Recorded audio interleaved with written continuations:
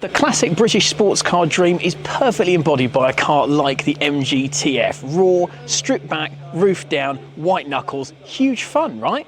But what's it like to live with? Let's find out.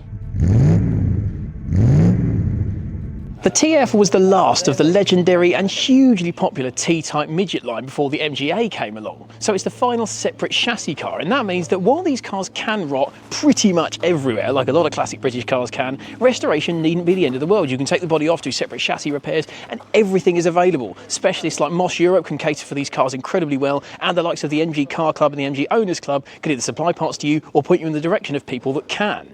The TF was the final T-Type midget, and it included the all-new X-Peg engine. This particular car was the first ever one fitted with it. It's more powerful, it's more tractable. If you want a T-Type midget, the TF is really the one you want. It's the most usable, and you can upgrade it and so on. But moving along, not only are they slightly rust prone, but of course these aren't the fastest cars in the world, so you're probably not going to be doing long distance touring with them, but that doesn't mean you can't, because lots of people do. When it comes to practicalities, there are various things you need to consider. For a start, the space. 1950s British car, so not enormous in there. In fact, I'll even offer you a graceful mount. We haven't done this off camera, so do bear with. Big side cell to step over there, and then of course this big boat steering wheel, so you thread in. Now, it's actually not bad for headroom in here, and shoulder room is all right, but of course you've got to be fairly flexible to get in it in the first place. So if you're of a larger persuasion, or if you've got back problems, probably not one for you. And you are not getting people back there. In fact, there isn't even a seat, so don't kid yourself. But if you kind of resign yourself to the fact that your dismount is not going to be graceful when you do arrive, you can have a lot of fun with one of these. So I'll just pop that back there. Now, of course, they are convertible, and that means you can get the roof down, but of course 1950s weatherproofing, so it's not going to be a quick roof to get up or down, and you do want to check thoroughly that it is working properly. And as for cargo space, no, not really. You can put luggage racks on them, of course, and improve that, but ultimately this is a sports car. It's not about touring a long distance, it's about white knuckle, driving on a nice road and having a great time with the roof down, even if the weather isn't quite up for it today. But enough talking, let's get on the road and find out what it's like to live with one of these from the guy who lives with it. So on the road in the TF then, Steve, thank you for taking us for a drive today. That's all right, you're welcome. Let's start with the first one. I mean, obviously, MG owners are very passionate people. Why do you own this car? Why do you still have it? What do you love about it? My dad was Peter Best, so he's always been very heavily involved with the MG Car Club for 40 years of his life or whatever. Bought a few MGs over the years, and you know, we've always kept them in the family. You know, we used to go out as kids and as a family and go to the rallies and stuff like that. You know, we drove over to Belgium once, and you know, I always have sort of fond memories of, you know, going out in the cars really.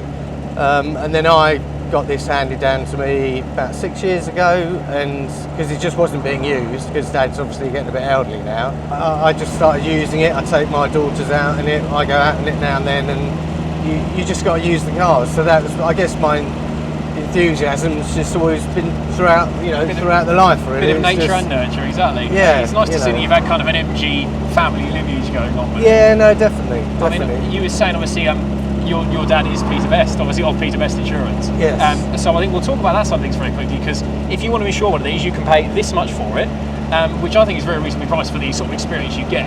But talking about other running costs, let's talk about, I mean, for example, what's it like on fuel? To be honest with you, you don't really do enough miles to worry about the fuel consumption. You haven't even got a petrol. No, I was just going to say, I know. So literally, you know, I keep it at least half full all times. Yeah. 25, 30 maybe. Yeah, exactly. So probably 30, something like that, that's decent. To the old metric gallon or whatever. Yeah, exactly. it's about smiles per gallon. Exactly. You just put more fuel in it when you want to have more fun. Exactly. So what about other bits and pieces? Obviously, these are well supported for parts. How do you find things like buying bits for it and the upkeep? Yeah, I mean, I've had some work done.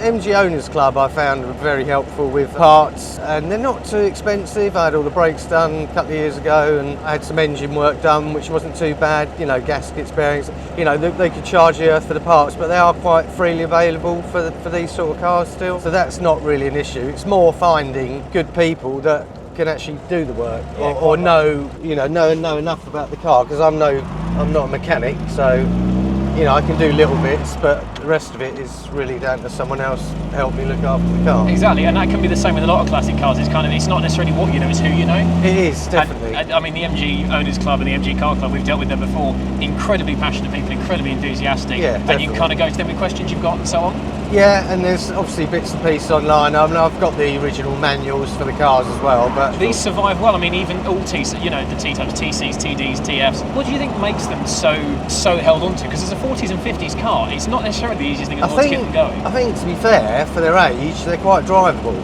and they're quite simple. If something goes wrong, it's one of 2 or 3 things. It's not a complex car.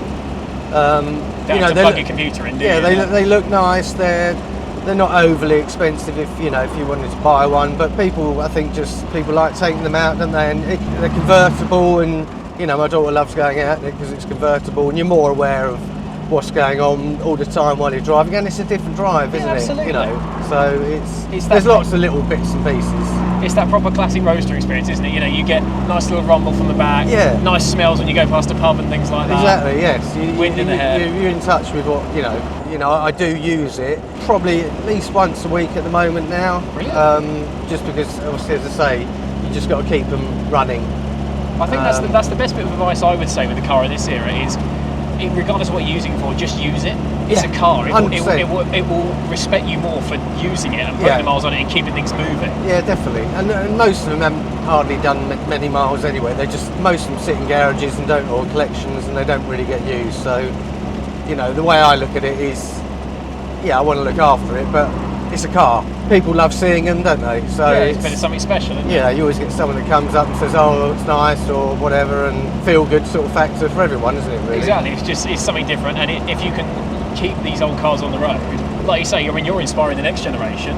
And you're saying your daughter's 17 and has got an interest in a 1950s car. I mean, that's brilliant in itself. Yeah, it is. I mean, I find that a little bit, sort of fascinating myself, because most youngsters are not really that interested in, both my daughters like, going out in these, and with the awareness you get from the environment, and they've both just recently passed their tests, so they drive, and I think it's just a different driving experience, which is good. Absolutely. And obviously, I want them to be able to drive these in time and get used to them. Well, what a great thing to be brought up on as well. I think this is partly because obviously MG Car Club, MG Owners Club, they've got young members contingents. They have. For that specific reason, because definitely, you can spend all day scrolling on your smartphone, or you can get out there and enjoy something that's real. You can watch someone else doing it or do it yourself. Exactly, and why wouldn't you want to? And I think that's probably that's my favourite thing about this era of MGs, is that not only do people use them, but they're encouraging the next generation to use them as well, because that's what they're there for. Exactly. Fantastic. Well, I think that's the perfect way to sum up living with a T-type MG. Just drive it. It's a car. Exactly. So do let us know down below. Have you ever owned one of these? Have you driven it? How often do you use it? And if you don't, use it more, because the proof in the pudding, as Steve said, use these cars. They should be enjoyed. But don't forget to get in touch with our friends at Peter Best Insurance for some great value insurance for your classic, your MG, or anything else. Like this video, subscribe to us as well for all our future content, and we'll go for one more blast, shall we, Steve? Yes, why not? Onwards. Lovely.